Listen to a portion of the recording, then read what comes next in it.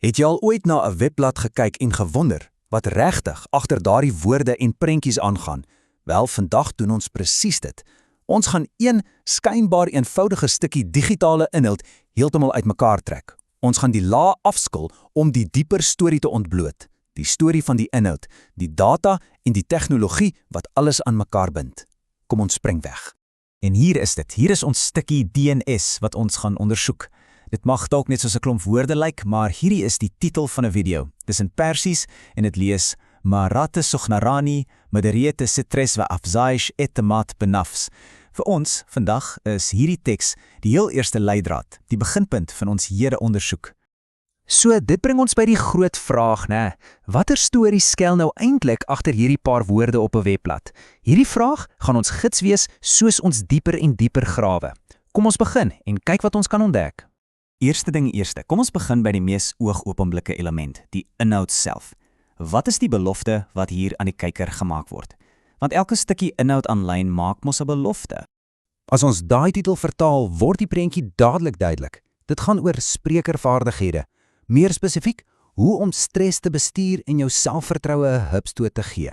So, dis nie net sommer enige video nie. Dis opvoedigende inhoud, dis ontwerp om 'n baie werklike algemene probleem op te los. Dit bied 'n antwoord. Maar, en hier's die kinkel, hierdie video is nie alleenloper nie, glad nie. Dis eintlik net een klein stukkie van 'n baie groter legkaart. Die bronmateriaal wys vir ons hierdie is video nommer 6 uit 'n reeks van 59. So dis deel van 'n massiewe, gestruktureerde kursus oor persoonlike ontwikkeling. Dit gee alles dadelik soveel meer diepte. OK, so ons verstaan nou die wat, maar dit vertel ons nie die volle storie nie. Om die prentjie te voltooi, moet ons kyk na die wie en die waar. Ons moet kyk na die hele ekosisteem, die platform waar dit woon en die skepper wat dit gemaak het. Dink daaraan so, jy het 'n verhoog en jy het 'n akteur. Die verhoog, in hierdie geval, is 'n platform genaamd Apparaat, 'n groot videodeeldiens. En die akteur op daardie verhoog, dis die skepper, 'n opvoedkundige kanaal genaamd Faradars. Dis krities om hierdie twee uitmekaar te ken, want dit help ons verstaan hoe die inhoud by sy gehoor uitkom. Goed, tyd om nog 'n laag af te skil. En hierdie een is waar dit regtig sappig raak. Dis tyd vir die syfers, die data. Want getalle kan 'n storie vertel wat woorde soms nie kan nie. Kom ons kyk na die skaal en die betrokkenheid hier. Eerste, kyk na hierdie syfer. 66,900. Dis hoeveel volgelinge Faradars die skepper het. Dit sê dadelik vir ons, hierdie is nie sommer 'n klein ou kanaaltjie nie. Hulle is 'n gevestigde speler. Hulle het gesag. Hulle het 'n gehoor. Maar wag, dan sien ons hierdie getal, 739. Dis die aantal kykke op hierdie spesifieke video. Nou, hoe is dit moontlik? Jy het amper 67,000 mense wat jou volg, maar een van jou video's het minder as 1000 kykke. Op die oog af lyk dit dalk na 'n mislukking, maar die volgende stukkie data verander daai hele prentjie. En hier is daai deurslaggewende stukkie inligting. Die video is al 3 jaar oud. Dis nie nuwe virale inhoud nie. Dit probeer nie 'n kidstreffer wees nie. En daai bietjie konteks, wel, dit verander alles. Dit help ons verstaan dat daai 739 kykke glad nie 'n mislukking is nie. Dis 'n teken van iets heeltemal anders. So, as ons nou al hierdie syfers bymekaar gooi, wat is die storie wat hulle vertel? Dis nie die storie van 'n virale video nie, dis die storie van langtermynwaarde. Ons het 'n groot gevestigde skepper wat diep, spesifieke nisinhoud maak as deel van 'n reuse biblioteek. Mense kry nie hierdie video op dag 1 nie, hulle kry dit oor jare, presies op die oomblik wat hulle daai spesifieke antwoord nodig het. Die sukses word nie in dae gemeet nie, maar oor die langtermyn.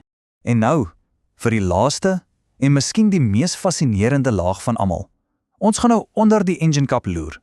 Ons kyk na die onsigbare masjien wat die regte persoon op die regte tyd na hierdie presiese video toe bring. Diep weggesteek in die kode van die webblad kry ons hierdie, die tags of sleutelwoorde. En kyk net hoe perfek hulle die video se titel weerspieël. Toespraak, opleiding in openbare redevoering, selfvertroue, verhoging van selfvertroue. Hierdie goed is nie bedoel vir mense se oë nie. Dis digitale padwysers vir die soekalgoritmes. So, hoe werk dit alles in die praktyk? Dink so daaroor. Stap 1. 'n gebruiker het 'n probleem. Hulle wil meer selfvertroue hê. Stap 2. Hulle gaan soek vir 'n term soos gargarnalas die sag. Stap 3. Die platform se slim algoritme sien daai soektog en pas dit by die video se verborgde sleutelwoorde. En stap 4. Sien daar, Die perfekte stukkie inhoud word afgelewer by presies die regte persoon op presies die regte tyd. Dis briljant. So, kom ons vat alles saam. Ons het begin met 'n eenvoudige titel en dit het vir ons die belofte van die inhoud gegee. Toe het ons die Skepper gesien, die bron van gesag en vertroue en die platform wat die verspreiding doen. Die data het ons nie 'n storie van 'n kitstreffer vertel nie, maar van diep langtermynwaarde.